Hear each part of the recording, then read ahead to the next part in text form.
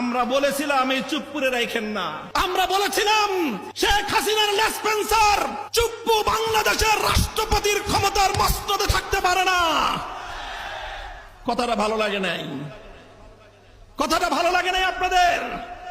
আজ যখন সে রাষ্ট্রপতির মস্তদে বসে আপনাদেরকে ছবল মারতে উদ্যত হয়েছে, তখন স্পিকারকে 24 ঘন্টার নোটিশে হাসপাতাল থেকে ডেকে এনে সেই চুপ্পুকে আপনারা বিদায় করলেন। সেই তো পানি খেলেন, সেই তো জলটা খেলেন, ঘোলা করার পরে খেলেন।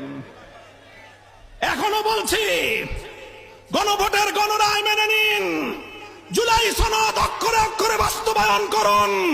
জনগণ যেভাবে হা ভোটে ম্যান্ডেট প্রদান করে জুলাই সনদ বাস্তবায়নের জন্য সংবিধান সংস্কার পরিষদ গঠনের যে ম্যান্ডেট দিয়েছে, সেই সংবিধান সংস্কার পরিষদ গঠন করুন, অন্যথায় রাজপথে আপনাদেরকে আমরা মোকাবেলা করব।